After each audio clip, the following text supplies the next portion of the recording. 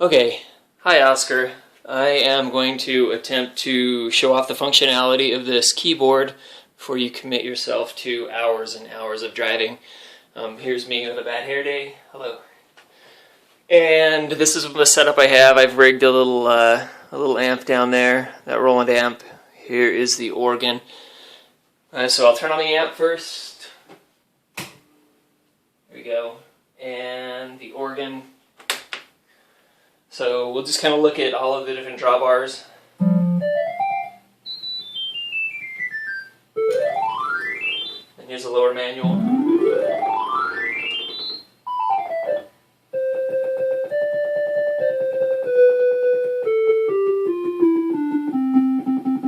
And then just so you can see the bass, you can switch that between the upper manual. It's monophonic. Bass section, or you can switch it between the pedals, which I suck at playing. So let's look at some of the stuff on the upper manual. Vibrato, speed.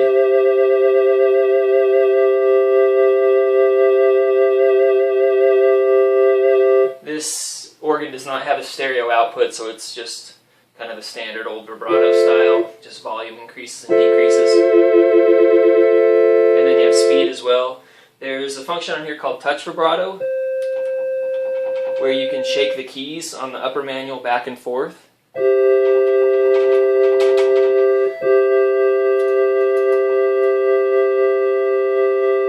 So you kind of get the picture there.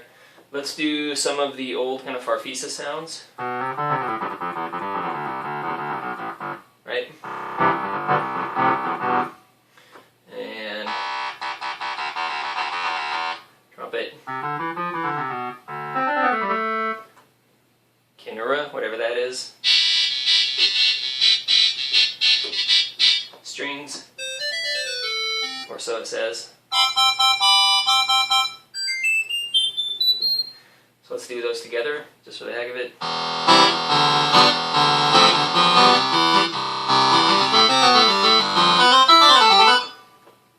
Okay, now obviously no sound, all of the drawbars are off. So let's start up here. This is 16.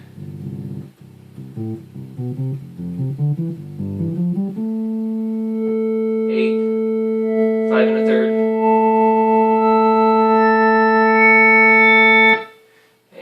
Just try those. I've heard that sometimes the drawbars will go out for different octaves. Now the thing to note is that I think that for 2, 1 3/5 and 1, they just repeat the upper octaves, otherwise they'd just be too high of a pitch. So if we do like 1 on the top octave here, you'll see it's the same note when you go down an octave. Or 3 octaves actually. I think that's by design. So there you go. Here's another one. Same with 2. Let's go 4.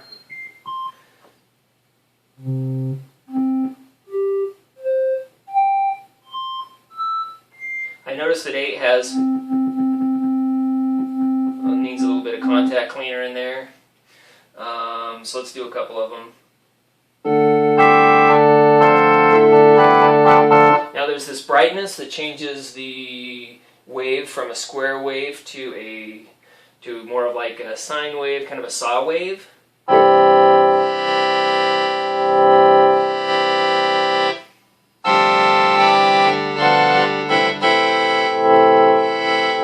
upper and the lower manual both have that functionality. So they're standard. And then if we want more of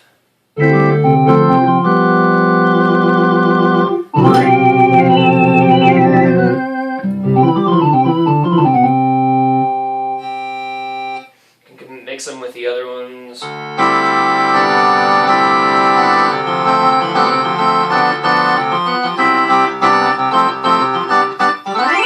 Okay, let's look at the fuzz. There's a little fuzz thing on here. It's only on off. There's no way to like adjust the level of the fuzz.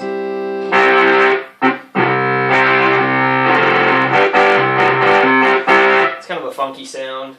Sounds better if you hit some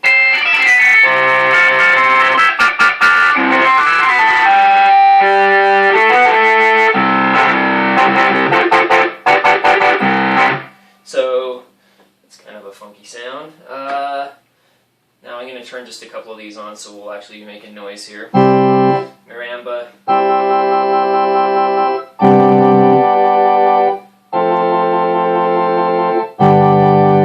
And you can turn it, you can change the speed with a switch over here on the right.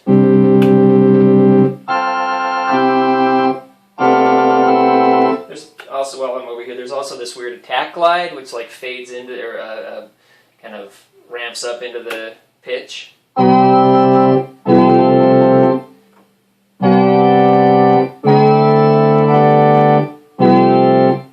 Decide how useful that is. So there is a couple of different percussive sounds on this thing.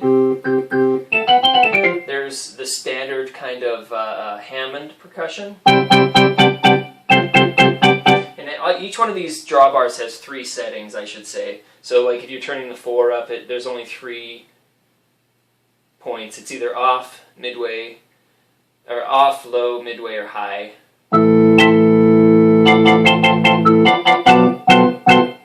Okay, so that's what the standard attack sounds. Now there's also a percussion sound on here as well, and you can these almost work like entirely separate drawbar sounds.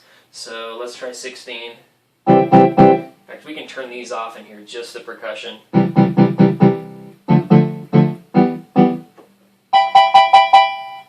And then there's a length switch, so you can also adjust how long the percussion fades in and out.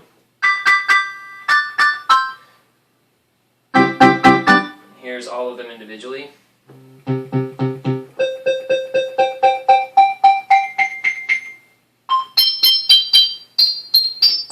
Yeah, same thing. When you get into the higher registers, it just repeats up into the top. So let's change the length. Oops, let me turn one on.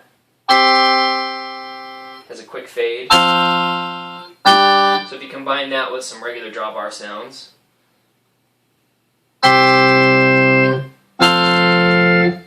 And these are, act as volumes on this thing, right? Get some attack.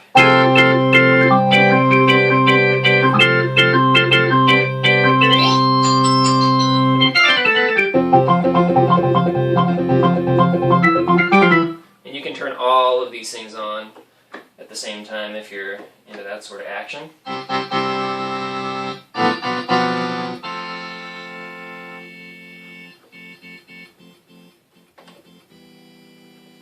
Less volume somewhere. Ah, see, that's what I was telling you about with the...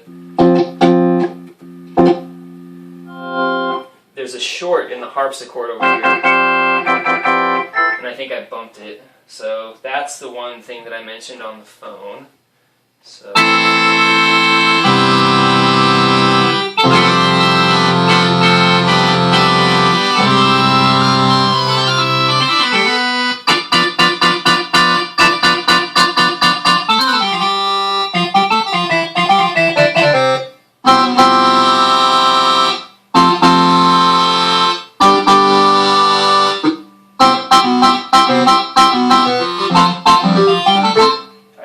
So anyway, there's a little demo of that stuff. So the upper's off.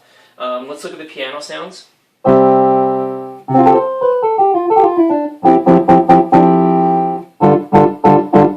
the thing that's kind of cool about the piano, the harpsichord, and the vibraphone on this thing is it has a sustain. You can turn on. It's one of these little things over here. I don't know if I have the camera pointed right. There's no sustain pedal. And it also has velocity sensitivity.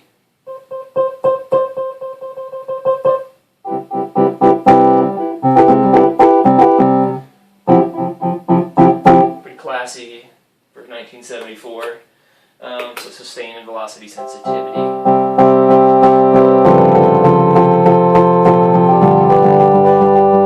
Right, so there we go. Harpsichord.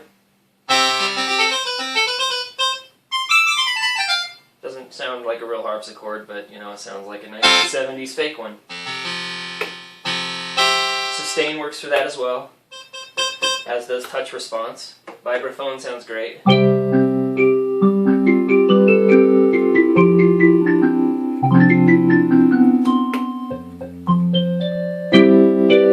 Sustain, touch response works. So I guess touch response doesn't work on that Okay,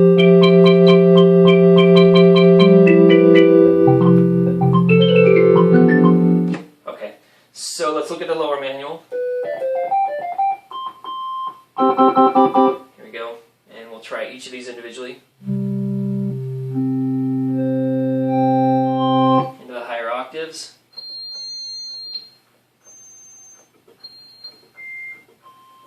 There we go, down here.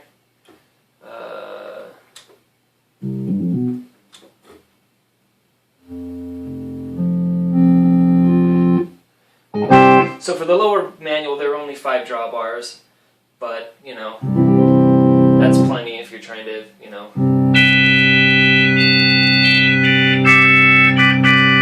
get any kind of, you know, mix of sounds going on. There's also a brightness on the lower as well. Works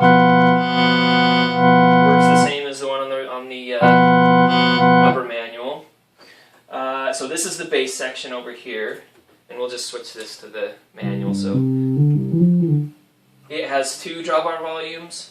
There's the low. And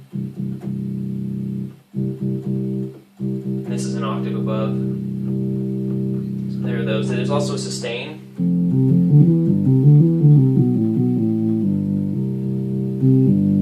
And like I said, it's monophonic, so you can only play one note at a time.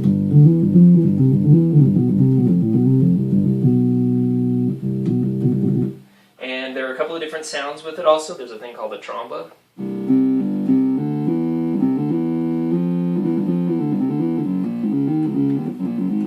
Whatever. Bass guitar. If you listen to Mate's Estate, she uses that on like half of the songs that those guys do. And you only get the attack sound with the first note, sort of Moog style.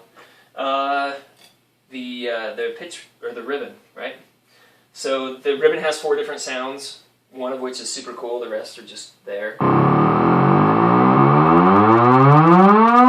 And it's tuned with the upper manual and the lower manual, so you want to get some groovy little...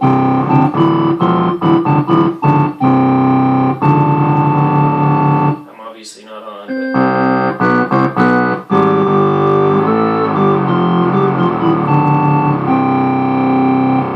It's also got this crazy squawk. Oops, sorry. Birds.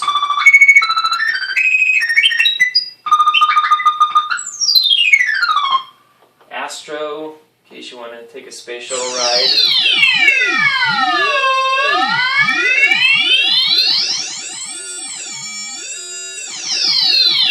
And this weird auto mute function, where it just kind of does.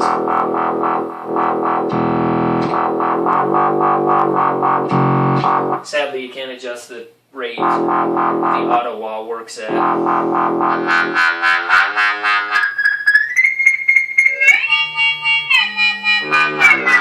All of them at once.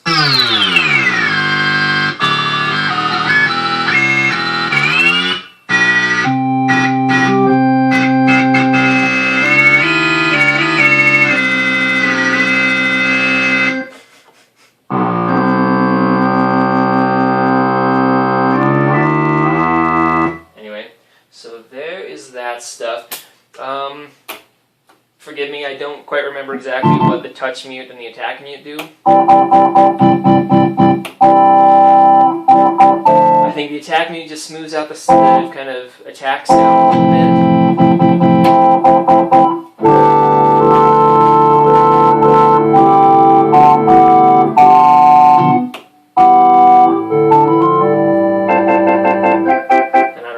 Touch mute does. Sorry, I never really used those at all. Let's see, we did the attack light, the marimba speed, the upper sustain, and the upper touch response. The presets up here across the top are 2 presets. These are sort of like on the old CS80 that Yamaha did.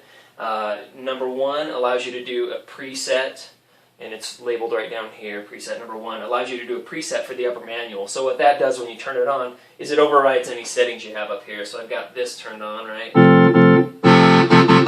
Actually, so there's that, and then that overrides it. And it's got all the same switches and drawbars. So you've got a brightness, same functionality up there, which is kind of groovy, in case you want to switch between those two pretty quickly. And then number 2 has the same preset for the upper and lower manual, not including the bass stuff, sadly. So if we switch on number 2, and years ago when I took this thing apart, there was a problem with these 2 preset buttons, and when I put them back in, I put them in backwards. The paint's mostly worn off of them anyway, but number 1 is actually where number 2 goes, so my apologies for that. So let's do number 2. You can see that switches number 1 as well.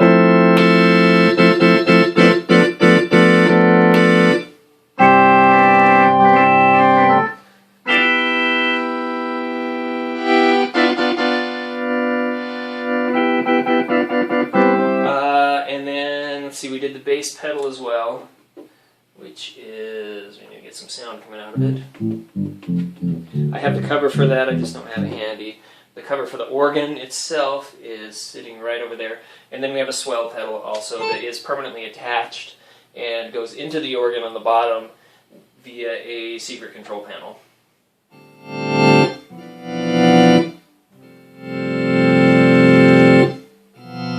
And it's just the volume for everything that comes out of this thing.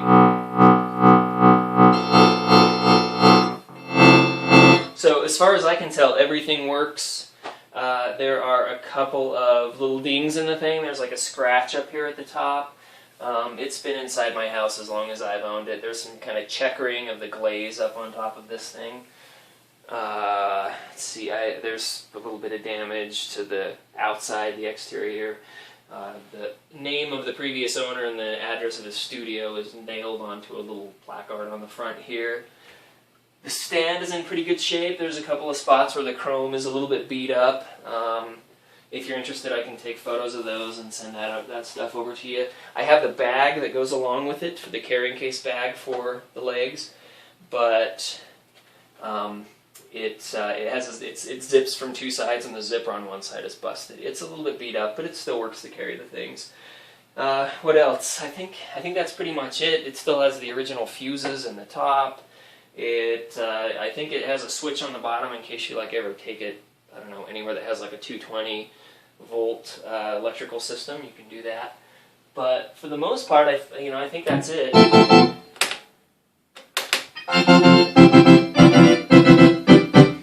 So there you have it. I'm going to be really bummed to get rid of this thing. I just don't have any space for it right now. Anyway, just please call me with any questions that you have or anything like that, and we'll figure out how to get this thing done. I'll send you the sizes on this. And a couple of other things I forgot to mention. The upper sustain. When you turn the upper sustain on,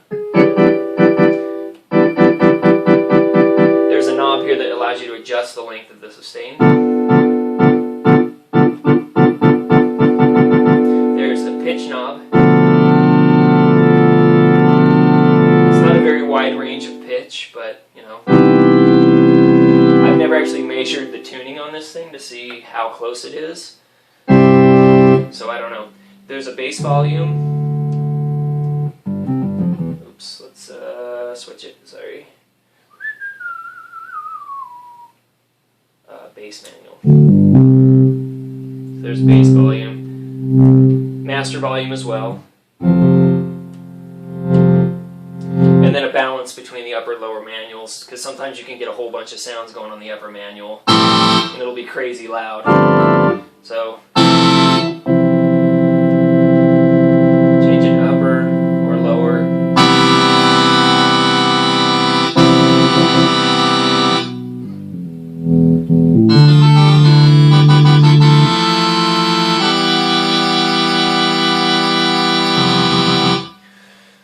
Anyway, so there you have it.